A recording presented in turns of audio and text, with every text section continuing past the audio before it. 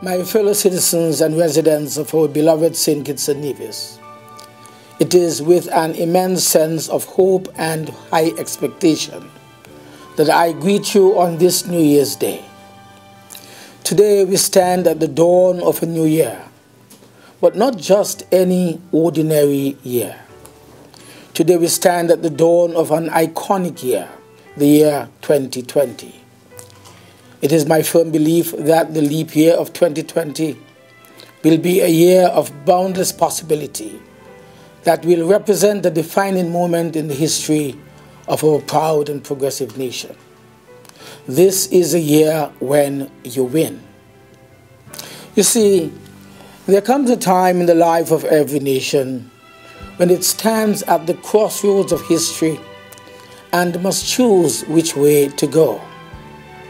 There comes a time in the life of every nation when, in the words of Dr. Martin Luther King Jr., it must choose between, and I quote, breaking the isness of our present to which we are tragically bound and reach for the eternal oughtness that will usher in the joyous daybreak of true peace, true kinship, real progress, and real change that will take us to the next level.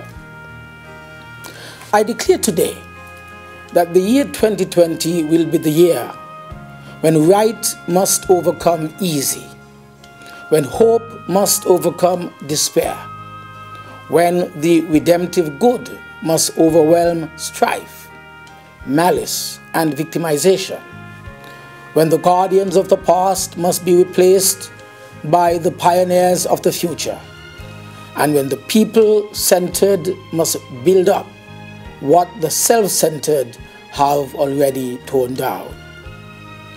Today, I boldly declare that the year 2020 will be that year in the life of our nation and even the world, I must admit. 2020 will be the year when our nation, every citizen, every resident, every man and woman will make the choice to ensure that unarmed truth and wounded justice are crowned triumphant over the forces of nihilistic deception and corruption. Our nation is at a critical decision point, and we must choose. As we stand in the moment, I invite us all to contemplate about the direction of our country that it is presently taking. The last 5 years have not been easy for our people. In a climate where rampant corruption, nepotism, and victimization have brought our political discourse to a new and unprecedented low, where misguided individuals are being paid to keep the peace, and the trained and ranking police officers are paid to stay at home, where law-abiding citizens are brutalized and arrested for standing up for their rights, where gender-based violence and violence against women have reached dangerous levels, where amidst an epidemic of chronic non-communicable diseases which are taking the lives of young and old alike, our primary healthcare system is failing, and in a flagging economy that has led to increased levels of underemployment and unemployment, there are many who are just hurting. All across our federation, there is a palpable sense that we are a nation in decline and we are moving in the wrong direction.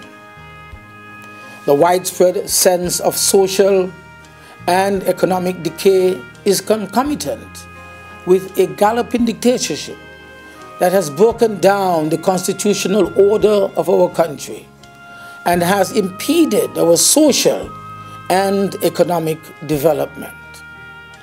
The rule of faction has replaced the rule of law in our country to the detriment of the social and economic interest of ordinary people. Our systems of good governance have been under attack, with rampant nepotism stripping away at our systems of accountability. Today, we are almost the only country in the world where public officials in high office are found guilty of breach of trust and misappropriation of funds belonging to their clients, and society continues as normal. Today, we are almost the only country in the world where our Prime Minister has been called by name and by office in scandal after international scandal. Yet, this has failed to trigger public condemnation by his own fellow cabinet ministers.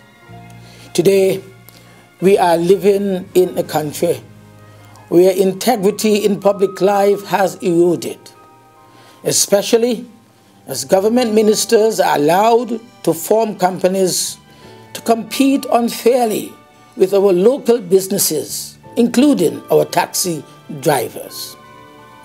Today, we live in a country where unbridled victimization has undermined the quality and the delivery of public services.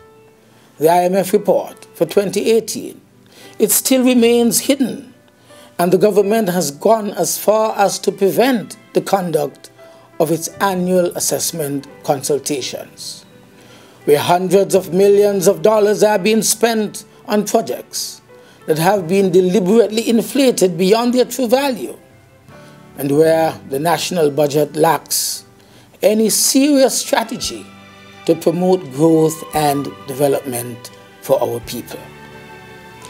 The present administration has been a poor custodian of the public interest, a poor steward of all the gains that were made under the former administration. And today I remind you of an old Native American saying that goes like this, I quote, "Great leaders make decisions not just for the present generation, but 7 generations from now," end of quote. It stands to reason, therefore, that great leaders would not be preoccupied with merely securing 2 terms in office, only to enrich themselves and their families and close friends. Yet, this is the dominant leadership style of the present administration. It is no small wonder, then, that there is no outstanding legacy piece about which the present administration can boast that has brought tangible benefits to the people of St. Kitts-Nevis.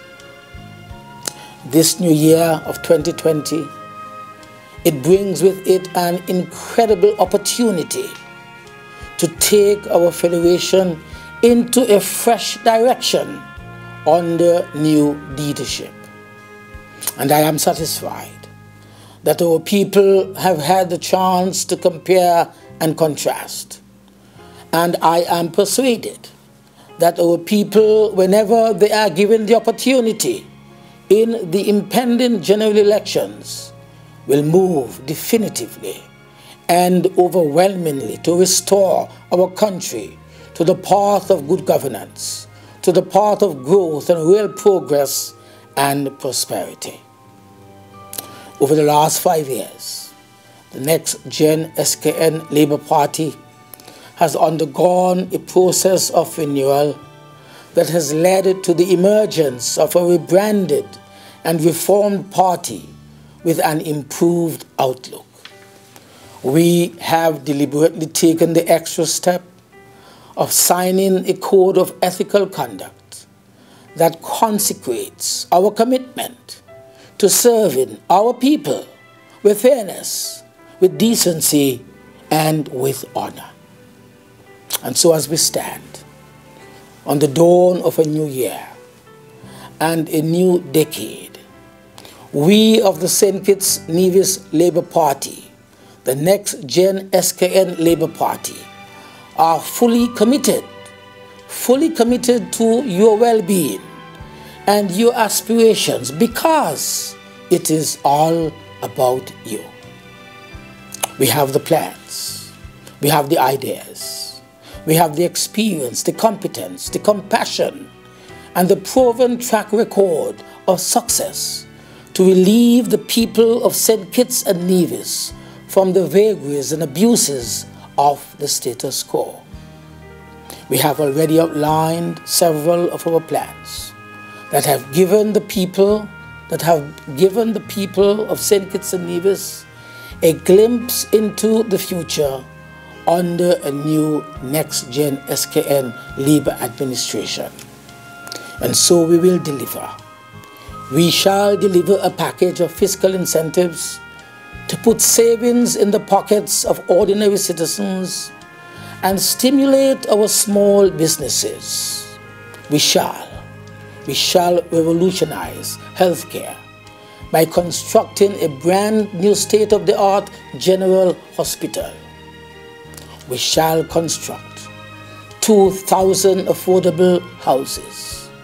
We shall provide a grant of $25,000 to all eligible students wishing to attend university, and we shall reduce the interest rate on student loans at our development bank. We shall put St. Kitts and Nevis on a sustainable, climate-resilient path to economic growth and prosperity. This is what true empowerment and a true people-centered agenda looks like. This is what it is. A new Labour administration, therefore, shall deliver a future that is bright with hope and opportunity, and bring to an end the isms and the schisms that have overwhelmed our country over the last 5 years. We have every intention to implement these programs and plans that we have announced in a responsible way, in a structured way, and in a sustainable way that will have lasting impact on the people of St. Kitts and Nevis down through the generations. That is what real intergenerational leadership is all about. The St. Kitts and Nevis Labour Party is one that cares about legacy. For 87 years we have been and still are the strongest party in the entire federation. We shall bring intergenerational leadership to the people of St. Kitts and Nevis with a strong and compelling vision that will have maximum impact on improving the lives of our people. Our team has the youth balanced with experience to deliver to the people of St. Kitts and Nevis the kind of future that you desire and that which you deserve. By putting people first, we shall empower all families across the nation to build intergenerational wealth and bring St. Kitts and Nevis to a higher level of intergenerational prosperity. We have the formula for success, with a team of candidates that we offer, and all we ask is for the opportunity to complete the great work that we started that was interrupted some 5 years ago. And so as we now stand proudly on the dawn of this iconic year of 2020, as our great nation stands at this crossroad, let us contemplate our choices. Let us choose wisely and responsibly. My word is my bond. Our next Gen SKN team will deliver by God's grace. I guarantee it. I wish a very blessed, prosperous, healthy, and productive 2020 to each of you and your families. Embrace 2020 with courage. Embrace it with hope, decisiveness, with integrity, with discipline, and of course, with focus. Happy New Year, my dear people. Happy New Year, my dear people, my friends, my fellow citizens. Thank you.